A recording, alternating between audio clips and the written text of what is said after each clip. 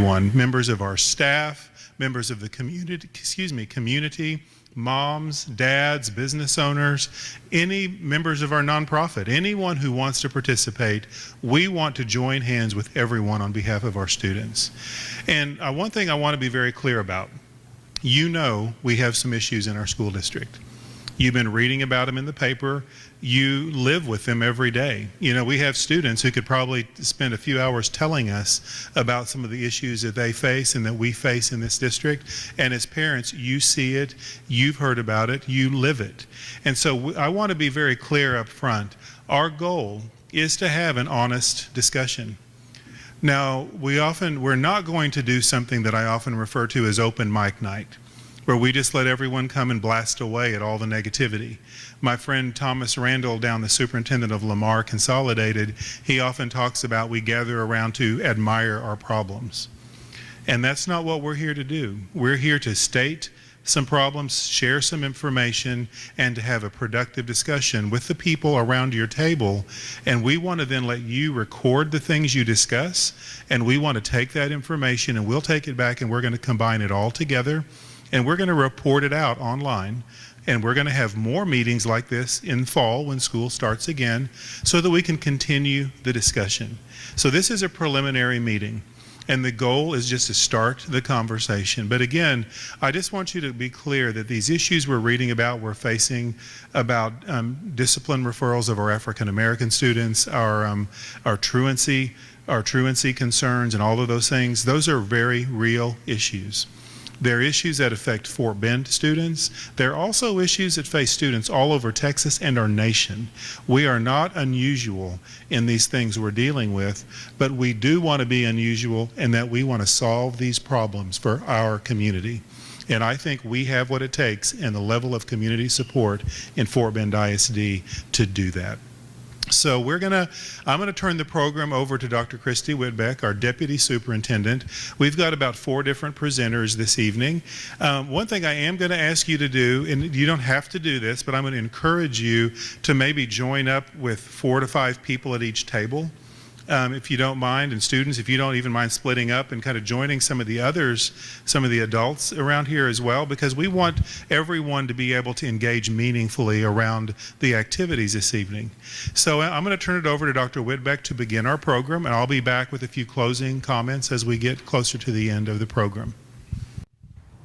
Okay. Thank you, Dr. Dupree. Well, and good evening. We're so glad that you're here with us. I hope that you're going to find tonight engaging. So it's not just a sit and get. So guys, it's not a lecture, so that's a good thing. We're going to give you information and then we're going to reflect on it. We're going to give you other information and reflect on it. And I'll talk on that in just a moment. But I want to make sure everyone does know the logistics of the building. If you're not familiar with Bush High School, such a beautiful campus and obviously quite successful, I might say, as I looked around at all these banners, and I know we have a lot of students here. Restrooms are over here to this side. We're going right down that hall. And I also believe that they're located this way as well. Easy exits, lots of exits for us should you need to leave for any reason. Let's go ahead though, and I want to start with some introductions. Obviously you've met our leader that we are so honored to work for each day. He is striving so much to guide us in the right direction for solution seeking, and Dr. Dupree, and we appreciate that about him. But I'd like to introduce you to a few other district leaders that are here so you'll be able to know some names and faces, and they might be coming around and helping you throughout the evening. So we have our Chief of Staff and Strategic Planning, Beth Martinez. We have our Chief Public Information is Nancy Porter. And we have the Principal of Bush High School, Dr. Cecilia Creer. Glad you're here.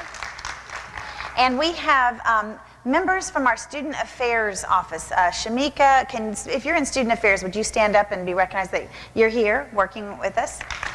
That's our department that works with truancy and discipline and transfers. They have a lot of exciting topics that they work with. And we have 3 important people here tonight, and they are our dropout prevention specialists. So ladies back there, would you wave our dropout prevention specialists? And those are actually new positions in Fort Bend this past year, and we have one that's here at Bush, one at Willow Ridge, and one at Marshall. So we're really excited about that new positions in our district. Now the others that I'd like to introduce are part of the presentations tonight. And so we're going to be kind of tag teaming this, so you don't have to listen to any one of our voices too long. Okay? So again, I'm Dr. Whitbeck. I'm the Deputy Superintendent for the district, and I'll be a part of our presentation tonight. Joining me in that task is Marla Shepard, Assistant Superintendent. All right. Xavier Villarreal, he is Assistant Superintendent and over High School Zone. Okay, and where's Amanda Bubella? She is one of our coordinators for our Public Information Office. And Dr. Dawn Carlson, she is Director of Student Affairs. That good, everybody? We'll be the ones that'll be tag teaming our work together, okay? So what I'd like to do right now is I'd like to honor and recognize whom I'm going to say are the most important people that are here, and that's the students that have taken time away from TV and texting and, you know, whatever you could have been doing, studying, okay, we won't go there, to be here tonight with us. So if you're a student in Fort Bend ISD, would you stand? If you're a student in our district, yay. This is awesome. Thank you so much for being here. And I wanted to do that for the most important reason of all. Everything we do and everything that we stand for is about you. It is about the students, and that is why we're here, is to brainstorm together ways to do better for the students in Fort Bend ISD, and that's an awesome task. So thanks, guys, for being a part of it. So let's talk about what you can expect tonight.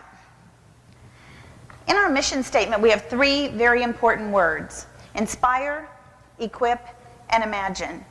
And in a few minutes, I'll be sharing with you kind of an activity that to me is very inspirational about the work that we need to do. I hope that you'll find it that way too.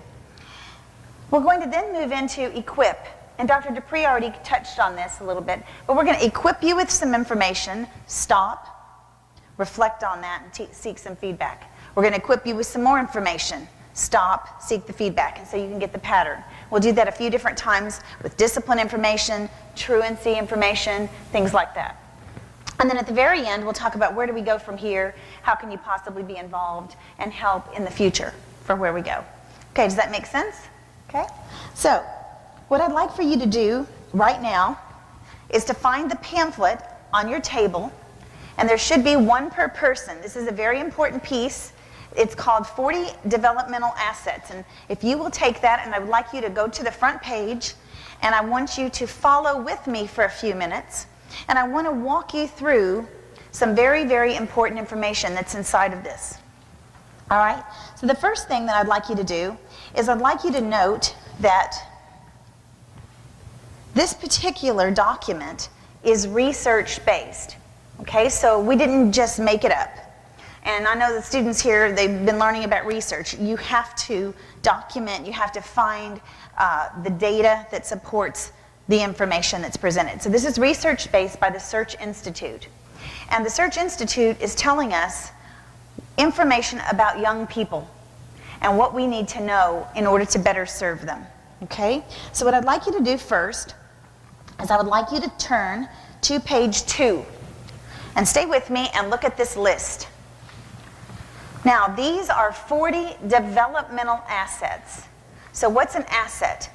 It's, if you're on page 2, these are the actual assets that a person has, and the more of them that they have, the more positive and the more likely that they will have a positive future.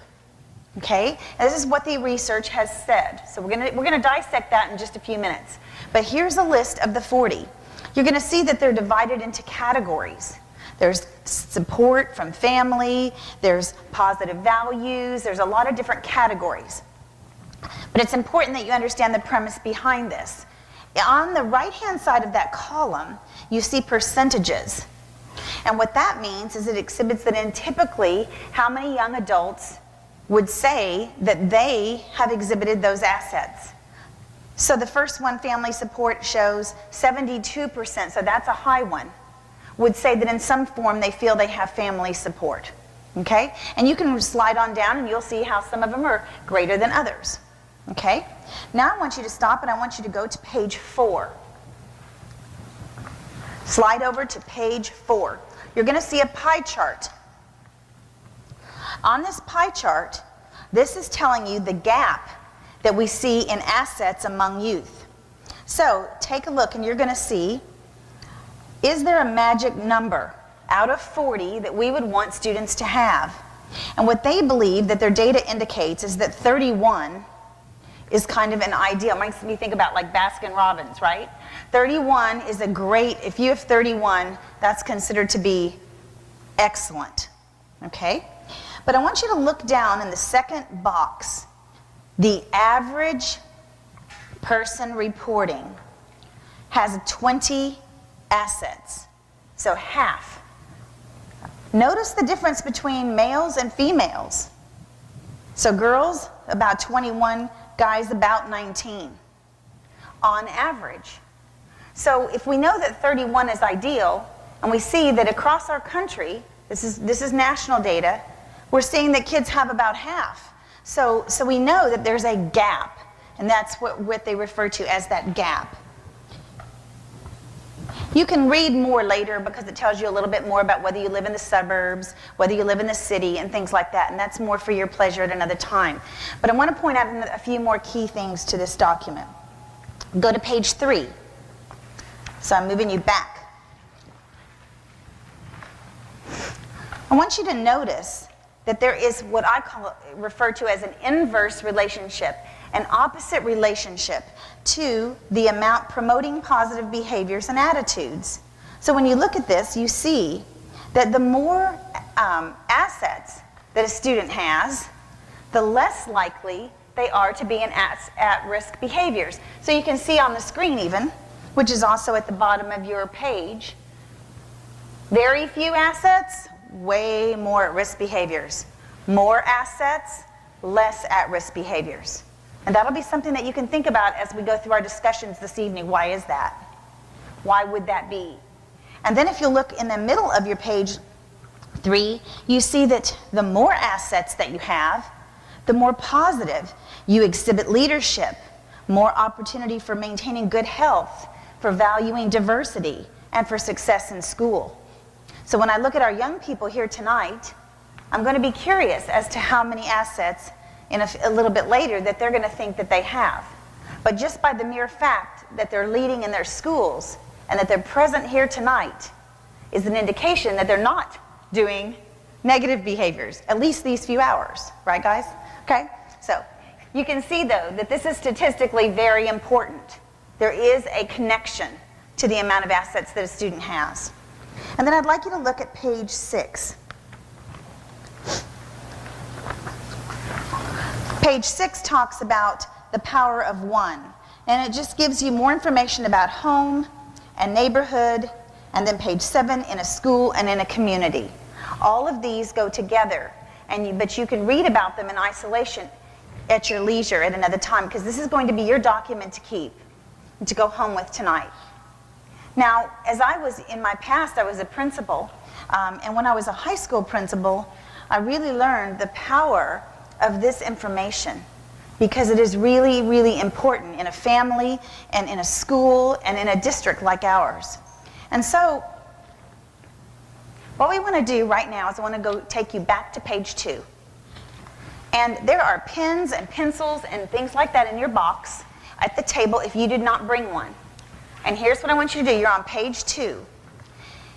And at this moment, I want you to just think about your own self. Whether you're a parent, a teacher, a student, a neighbor, maybe you're more than one. Maybe you wear several hats. And what I want you to do is I want you to take each asset and I want you to either highlight it or put a check by it if you believe that you personally have influence over that asset in the lives of others. And if you believe you do, I want you to check it so that at the end of this you'll have a number. But your number may be different than someone else's number, and there's no right or wrong number. It's just that do you as an individual, how many can you personally influence? So I'd like you to take a few minutes, and I'd like you to tally that up on a personal and private basis. When you get a number as an individual, make note of that number, and someone at the table who's good at math can create a table average. So if I think I can influence 20 and you think you can influence 30, then if I only had us two, then my table average would be 25. Okay? So you can do that now. And then go ahead. So what you're striving for is an individual total and then a table average. And when you get that table average, we want you to put it on a sticky note. And you have those on your table as well. Is getting a number. Like, who will share a number that they had? Just give me a number. What'd you have? 28. He believes, as a young adult, that he can influence 28. That's pretty powerful. That's a lot of peers, I would imagine. That's pretty powerful. Do I have one more from like a parent? What'd you think? Okay? What'd you think? Who had one? Or a parent or a teach staff, it doesn't matter. 26 was a table average. So that's a lot. That's more than the average young person has in our country. So that's pretty amazing about this group in this room, and there's a lot of power in that.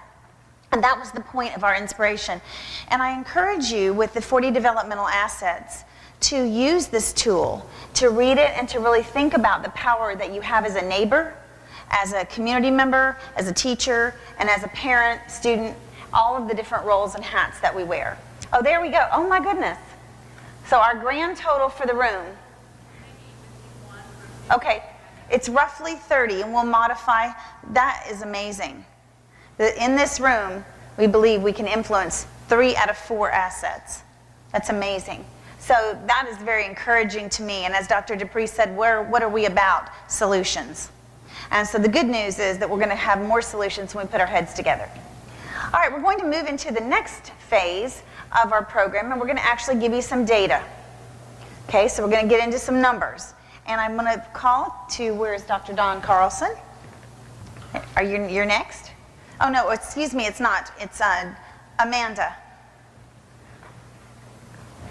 Amanda Bubella. She'll lead you through some community results. Thank you.